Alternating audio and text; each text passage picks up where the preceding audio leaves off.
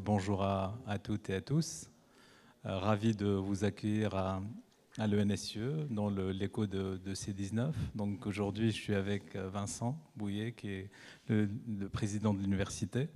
Et on est ravi dans le cadre de l'association E2SI, de vous proposer ce séminaire sur les IA génératives. Et l'idée, c'est de faire le lien avec l'enseignement supérieur. Et vous savez très bien qu'aujourd'hui, c'est une question qui se pose beaucoup parce que tout simplement, ça va complètement transformer le monde de l'enseignement, le monde de la formation, mais pas que, mais aussi l'organisation dans les universités et les écoles, et aussi la recherche et l'innovation, et j'en passe.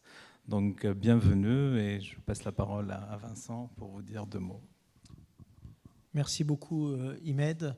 Donc, effectivement, je suis présent ici à 2 titres, je dirais même à 3, finalement, 2 officiels et 1 plus de curiosité.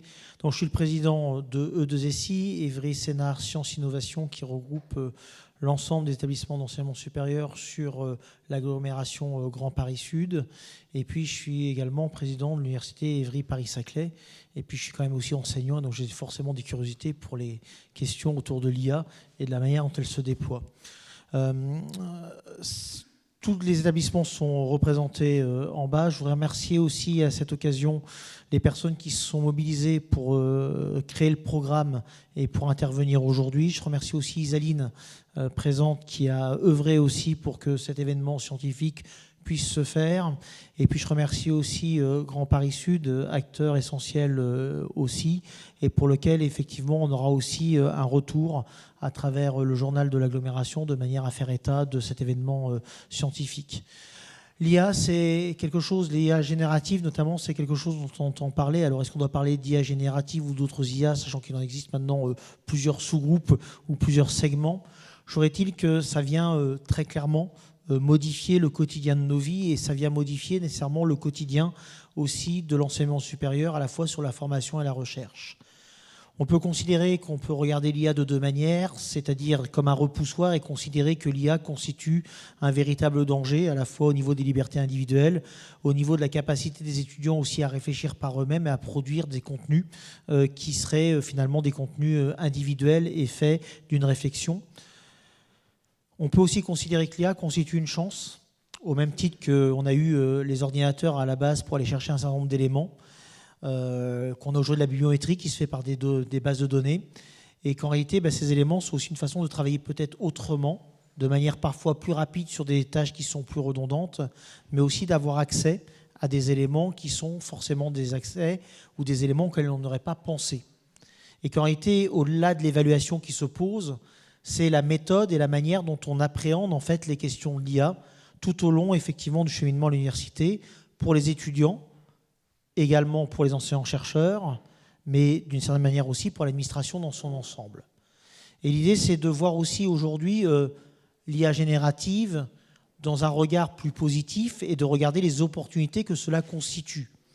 Et c'est pourquoi, au-delà du fait de revenir sur ce qu'est finalement l'IA générative et un petit peu les éléments, comment est-ce qu'on l'appréhende, c'est aussi de regarder à travers des cas concrets dans différents domaines, dans différents établissements, comment finalement la question de l'IA a aujourd'hui été appréhendée.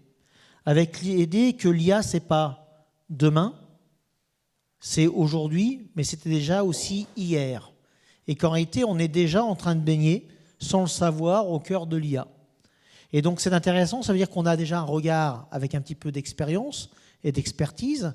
Ça ne veut pas dire que c'est une expérience qui est définitive, qu'elle ne nécessite pas d'évoluer, mais on peut avoir un regard critique et regarder effectivement le bilan avec un bilan avantages, inconvénients, mais aussi démontrer comment est-ce qu'on peut renforcer les avantages et comment est-ce qu'on peut améliorer finalement ce qu'on souhaite dans l'enseignement supérieur, c'est-à-dire faire en sorte que des étudiants aient des compétences et qu'on améliore aussi les collègues, enfin les conditions des collègues, à la fois dans les tâches de formation, mais également dans la manière d'aborder la recherche.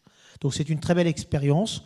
On est au C19, Et à l'NCE, c'est une chance aussi, puisque finalement, les questions autour de l'IA sont un objet aussi central de cet établissement, comme d'autres établissements de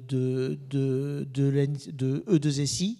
Et donc, merci beaucoup de nous accueillir et de nous permettre d'avoir une réflexion collective. Et merci à vous d'être présents. Et merci à l'ensemble des intervenants d'avoir accepté d'intervenir.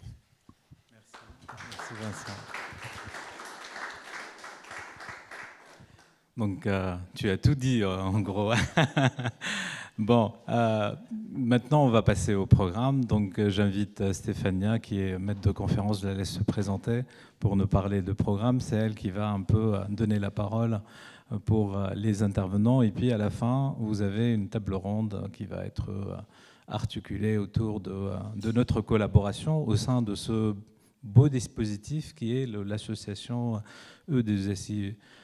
Et en fait, l'idée, c'est vraiment qu'on puisse, sur le territoire, travailler en bonne intelligence pour qu'on puisse être acteur de l'IA. L'IA, comme l'a dit Vincent, ça existe depuis longtemps. Moi, j'ai fait ma thèse en IA il y a très très longtemps. Je l'ai soutenue en 2001. Et à l'époque, on ne devait pas dire que c'était de l'IA parce que c'était vu comme c'est très loin. Aujourd'hui, ça rentre dans tout et c'est que le début. Et ça apporte bien évidemment beaucoup d'opportunités, mais aussi beaucoup de risques. Merci à vous.